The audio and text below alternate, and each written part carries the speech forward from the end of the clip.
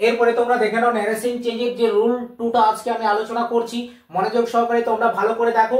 আর এই রুল 2 এর যে নিয়মটি আজকে আমি আলোচনা করব, এই নিয়মটা তোমরা যদি ভালো করে মনে রাখতে পারো তাহলে অতি সহজে তুমি ন্যারেশন চেঞ্জটা করতে পারবে। দেখো রুল 2 এ বলা হয়েছে ডাইরেক্ট স্পিচের রিপোর্টিং ভার্বটি এবং রিপোর্টেড স্পিচটি যদি পাস্ট টেন্সে থাকে, তবে রিপোর্টেড স্পিচটি সিম্পল পাস্টে থাকলে তাকে পাস্ট পারফেক্টে পরিণত করতে হবে। অর্থাৎ সিম্পল পাস্টে থাকলে তাকে পাস্ট পারফেক্টে পরিণত করতে হচ্ছে। সিম্পল পাস্টের নিয়ম কি না, সাবজেক্ট V2 অবজেক্ট এই ফরম্যাটে যদি থাকে তাহলে তোমাকে করতে হবে সাবজেক্ট হ্যাড V3 অবজেক্ট এই ফরম্যাটে পরিণত করতে হবে। অথবা যদি রিপোর্টেড স্পিচটি পাস্ট কন্টিনিউয়াস টেন্সে থাকে তবে তাকে পাস্ট পারফেক্ট কন্টিনিউয়াস টেন্সে পরিণত করতে হবে। দেখো রিপোর্টেড স্পিচটি যদি সাবজেক্ট ওয়াজ অথবা ওয়ার তারপরে ভার্বের সঙ্গে আইএনজি যোগ এবং শেষে যদি অবজেক্ট থাকে অর্থাৎ পাস্ট কন্টিনিউয়াস টেন্সে থাকে, তাহলে তোমাকে রিপোর্টেড স্পিচটি যখন তুমি ন্যারেশন চেঞ্জ করবে তখন রিপোর্টেড স্পিচটিকে পাস্ট পারফেক্ট কন্টিনিউয়াস টেন্সে পরিণত করতে হবে। তো দেখো পাস্ট পারফেক্ট কন্টিনিউয়াস টেন্সের নিয়মটি কি রকম, প্রথমে থাকবে সাবজেক্ট, তারপরে থাকবে হ্যাড, তারপরে থাকবে বিন, তারপরে ভার্বের V1 এর সঙ্গে আইএনজি যোগ থাকবে অর্থাৎ প্রেজেন্ট রূপের সঙ্গে আইএনজি যোগ থাকবে এবং শেষে থাকবে অবজেক্ট। এই ফরম্যাটে তোমাকে পরিণত করতে হবে। তাহলে কি বললাম, পাস্ট কন্টিনিউয়াস টেন্সে থাকলে তাকে পাস্ট পারফেক্ট টেন্সে পরিণত করতে হবে।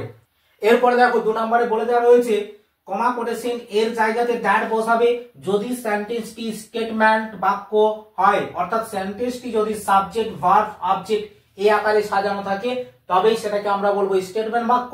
আর স্টেটমেন্ট বাক্য থাকলে তোমাকে কমা কোটেশনের জায়গাতে দ্যাট দিতে হবে। ওকে, এরপরে দেখো 3 নাম্বার নিয়মে বলা হয়েছে রিপোর্টেড স্পিচের সাবজেক্টটি রিপোর্টিং ভার্বের যে সাবজেক্টের সঙ্গে সম্পর্ক থাকবে তার প্রোনাউন তোমাকে বসাতে হবে। তাহলে দেখো ডাইরেক্ট স্পিচে তো দুটো অংশ থাকে, একটাকে বলা হচ্ছে রিপোর্টিং ভার্ব আর একটাকে বলা হচ্ছে রিপোর্টেড স্পিচ। রিপোর্টিং ভার্ব আমরা কোনটাকে বলবো, কোটেশনের বাইরে যেটা থাকে সেটাকে বলা হচ্ছে রিপোর্টিং ভার্ব, আর কোটেশনের মধ্যে যেটা থাকে সেটাকে বলা হচ্ছে রিপোর্টেড স্পিচ। তাহলে এখানে দেখো কি বলা হচ্ছে যে রিপোর্টেড স্পিচের সাবজেক্টটি রিপোর্টিং ভার্বের যে সাবজেক্টের সঙ্গে সম্পর্ক থাকবে তার প্রোনাউন বসাতে হবে। তাহলে দেখো এই যে নিয়মটা, এই নিয়মটা তুমি যদি মনে রাখতে পারো তাহলে অতি সহজেই কিন্তু তুমি ন্যারেশন চেঞ্জটা করতে পারবে। এখন দেখো আমি তোমাদেরকে একটা উদাহরণের সাহায্যে বুঝিয়ে দিচ্ছি কিরকম ভাবে তুমি ন্যারেশন চেঞ্জটা করবে এই নিয়মটি ফলো করে। তো দেখো এখানে আমি তোমাদের উদাহরণ দিয়েছি Ram said I played cricket.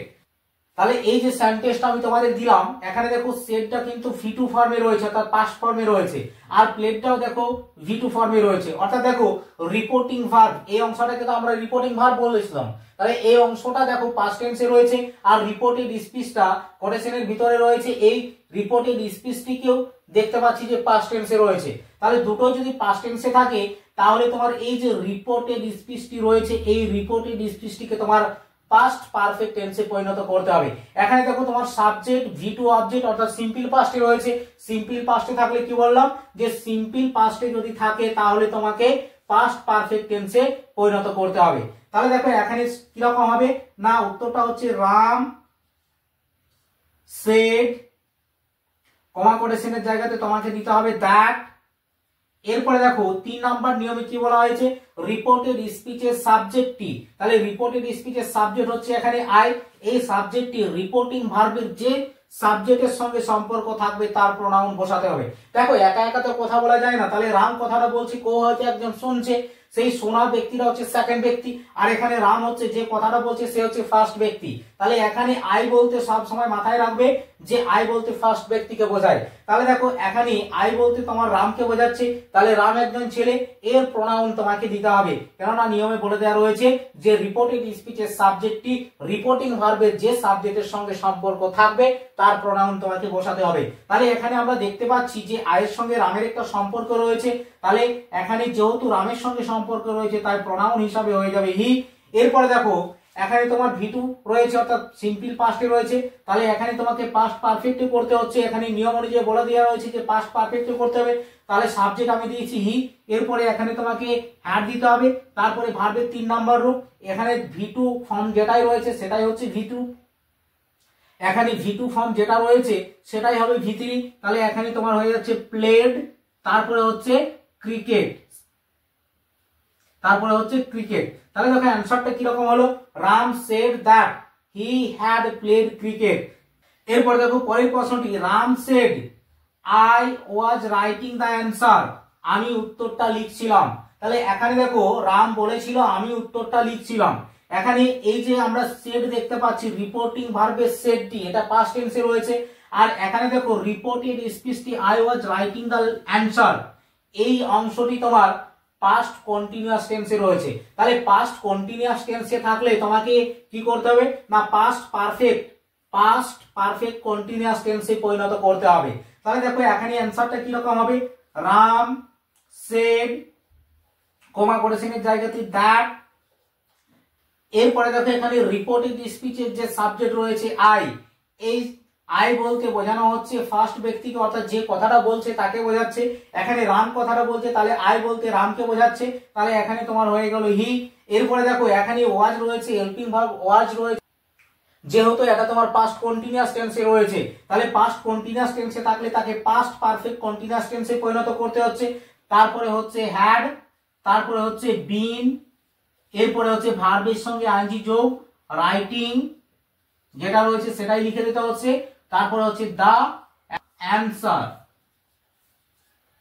তাহলে দেখো অ্যান্সারটা কি রকম হলো, Ram said that he had been writing the answer, Ram বলেছিল যে সে উত্তরটা লিখছিল। তো দেখো আজকে আমি তোমাদের যে নিয়মটা বললাম, এই নিয়মের আরো বেশ কিছু উদাহরণ দিয়ে তোমাদেরকে বুঝিয়ে দিচ্ছি। একদম এই নিয়মটা তোমাদের আজকে সম্পূর্ণভাবে ক্লিয়ার করে তোমাদেরকে বুঝিয়ে ছাড়বো। তো দেখো তুমি যদি এই ন্যারেশন চেঞ্জটা শিখতে চাও, তাহলে তোমাকে অবশ্যই এখনো পর্যন্ত মনোযোগ সহকারে দেখতে হবে।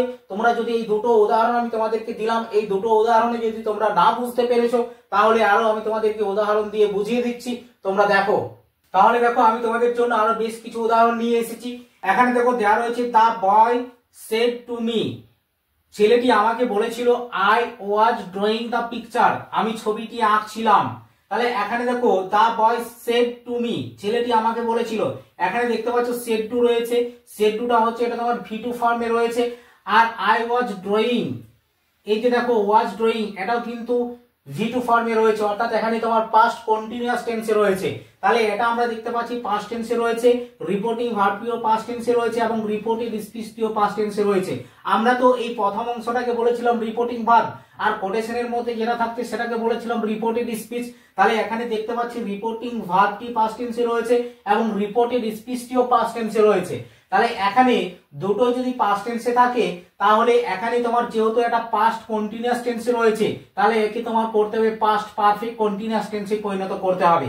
আর এখানে দেখতে পাচ্ছ সেড টু রয়েছে, সেড টু থাকলে তোমাকে দিতে হবে টোল্ড, তাহলে এখানে কি রকম হচ্ছে, দা বয় টোল্ড মি। এরপরে দেখো এখানে রিপোর্টেড স্পিচের যে সাবজেক্ট রয়েছে আই, আই বলতে কাকে বোঝাচ্ছে না রিপোর্টিং ভার্বে, দেখো এখানে দা বয় একটা সাবজেক্ট রয়েছে আর মি একটা ব্যক্তি রয়েছে, তাহলে এখানে ফার্স্ট ব্যক্তি এবং সেকেন্ড ব্যক্তি রয়েছে। আমি তোমাদেরকে কি বললাম যে আই বলতে সবসময় তোমাকে মনে রাখতে হবে যে কথাটা বলছে তাকে বোঝাবে, আর যদি ইউ থাকতো তাহলে যে শুনছে তাকে বোঝাতো, অর্থাৎ সেকেন্ড ব্যক্তিকে বোঝাতো। এখানে দা বয়টাকে বলা হচ্ছে ফার্স্ট ব্যক্তি আর মিটাকে বলা হচ্ছে সেকেন্ড ব্যক্তি, তাহলে এখানে আই বলতে ফার্স্ট ব্যক্তিকে বোঝাচ্ছে, অর্থাৎ দা বয়কে বোঝাচ্ছে। এখানে আয়ের সঙ্গে দা বয়ের একটা সম্পর্ক রয়েছে, অর্থাৎ এখানে যার সঙ্গে সম্পর্ক থাকবে তার প্রোনাউন দিতে হবে। তাহলে এখানে দা বয় রয়েছে, দা বয়ের সঙ্গে সম্পর্ক রয়েছে, তাহলে এখানে দা বয় হচ্ছে একজন ছেলে, তাহলে এখানে হি দিতে হবে।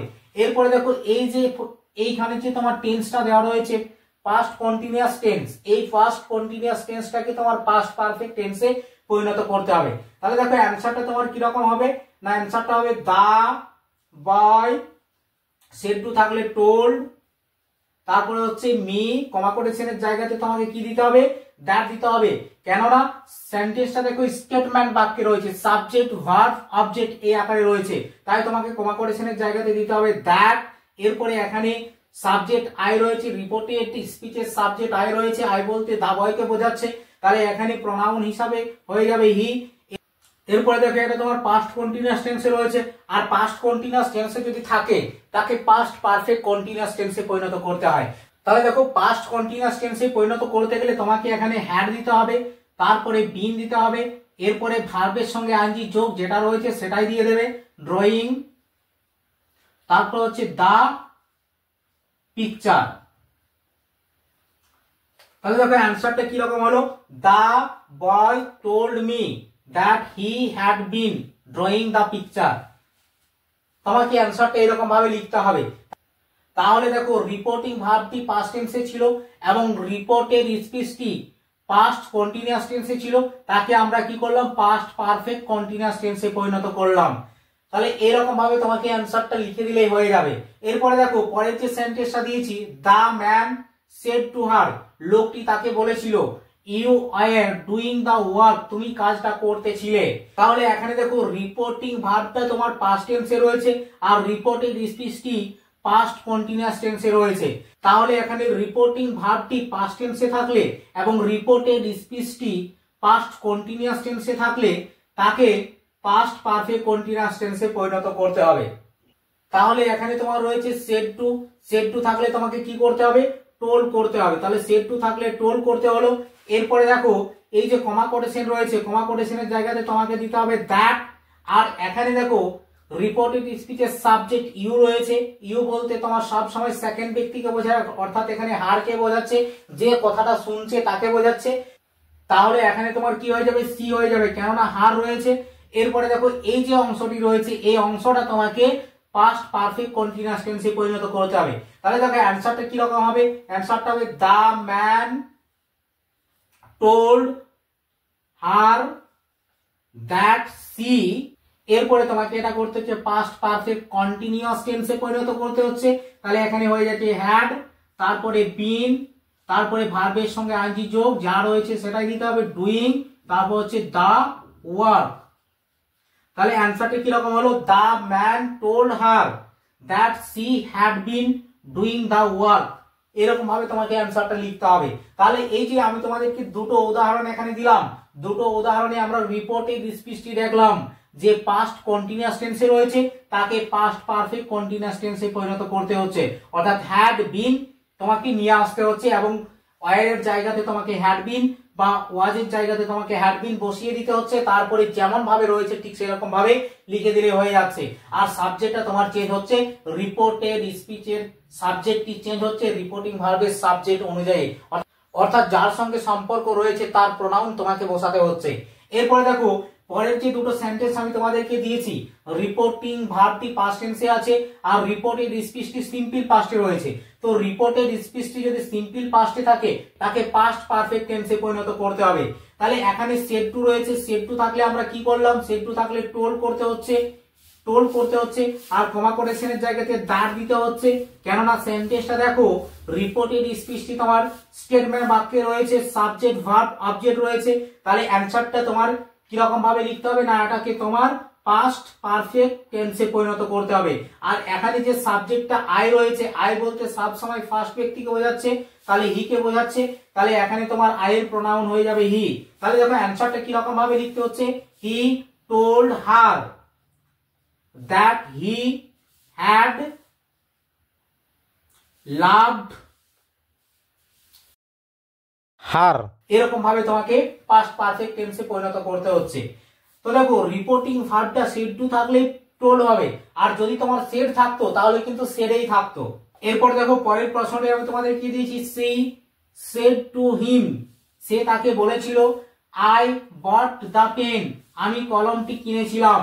তাহলে এখানে দেখো এই যে সেড টু রয়েছে, সেড টু থাকলে তোমাকে কি দিতে হচ্ছে, সেড টু থাকলে টোল্ড লিখতে হচ্ছে, টোল্ড। আর এখানে দেখো রিপোর্টেড স্পিচের সাবজেক্ট আই রয়েছে, আই বলতে সব সময় ফার্স্ট ব্যক্তিকে বোঝায়, অর্থাৎ যে কথাটা বলছে তাকে বোঝাচ্ছে। তাহলে আই এর পরিবর্তে এখানে তোমার হয়ে যাচ্ছে সি। আর কমা কোটেশন দেখতে পাচ্ছ, এখানে কমা কোটেশনের জায়গাতে তোমাকে দিতে হবে দ্যাট, কেননা সেন্টেন্সটা দেখো স্টেটমেন্ট বাক্যে রয়েছে, সাবজেক্ট ভার্ব অবজেক্ট। সেন্টেন্সটা স্টেটমেন্ট বাক্যে থাকলে তোমাকে কমা কোটেশনের জায়গাতে দ্যাট দিতে হবে। এবং তোমার এখানে যে দেখো ভি টু ফর্ম রয়েছে, বাট দা পেন রয়েছে অবজেক্ট, তাহলে এখানে তোমার এই অংশটাকে পাস্ট পারফেক্ট টেন্সে পরিণত করতে হবে। তাহলে পাস্ট পারফেক্ট টেন্স মানে এখানে তোমাকে একটা হ্যাড নিয়ে আসতে হবে, তারপরে ভার্বের 3 নাম্বার রূপ বসিয়ে দিতে হবে, তারপরে শেষে থাকবে অবজেক্টটা। তাহলে অ্যানসারটা তোমাকে কি রকম ভাবে লিখতে হবে, সি টোল্ড, সেড টু থাকলে টোল্ড দিতে হচ্ছে, তারপরে রয়েছে হিম, তারপরে কমা কোটেশনের জায়গাতে হচ্ছে দ্যাট, তারপরে আই বলতে যে কথাটা বলছে তাকে বোঝাচ্ছে, অর্থাৎ সি কথাটা বলছে সি কে বোঝাচ্ছে, প্রোনাউন হিসাবে হয়ে যাবে সি। তারপরে হচ্ছে হ্যাড, তারপরে ভার্বের 3 নাম্বার রূপ হয়ে যাবে বট, তারপরে হচ্ছে দা পেন। তো অ্যান্সারটা হলো দেখো, she told him that she had bought the pen। এরকম ভাবে তোমাকে অ্যান্সারটা করতে হবে। তাহলে দেখো সিম্পল পাস্টে থাকলে তোমাকে পাস্ট পারফেক্ট টেন্সে পরিণত করতে হচ্ছে, আর যদি তোমার পাস্ট কন্টিনিউয়াস টেন্সে থাকে তাহলে তাকে পাস্ট পারফেক্ট কন্টিনিউয়াস টেন্সে পরিণত করতে হচ্ছে। তাহলে দেখো সিম্পল পাস্টে যদি রিপোর্টেড স্পিচটি থাকে তাহলে তাকে পাস্ট পারফেক্ট টেন্সে পরিণত করতে হচ্ছে, আর যদি রিপোর্টেড স্পিচটি পাস্ট কন্টিনিউয়াস টেন্সে থাকে তাহলে তাকে পাস্ট পারফেক্ট কন্টিনিউয়াস টেন্সে পরিণত করতে হচ্ছে। তো আজকে আমি তোমাদের যে নিয়মে ন্যারেশন চেঞ্জটি শেখালাম আশা করি তোমরা বুঝতে পেরেছো। তো ভিডিওটা আজকে এই পর্যন্তই। তোমরা যদি আমার চ্যানেলে প্রথমবার এসে থাকো তাহলে তোমরা অবশ্যই আমার চ্যানেলটি সাবস্ক্রাইব করে অল নোটিফিকেশন অন করে দেবে। আমি যখন পরবর্তী গ্রামারের ভিডিওগুলো আপলোড করব বা তোমাদের যে পাঠ্যাংশ রয়েছে, ইংলিশ সিলেবাস রয়েছে, সেই ইংলিশ সিলেবাসের লাইন ধরে ধরে যখন বাংলা অর্থগুলো আমি আলোচনা করব তখন তোমরা সবার আগে সেই ভিডিওগুলো পেয়ে যাবে। তাই তুমি অবশ্যই আমার চ্যানেলটি সাবস্ক্রাইব করে অল নোটিফিকেশন অন করে দেবে।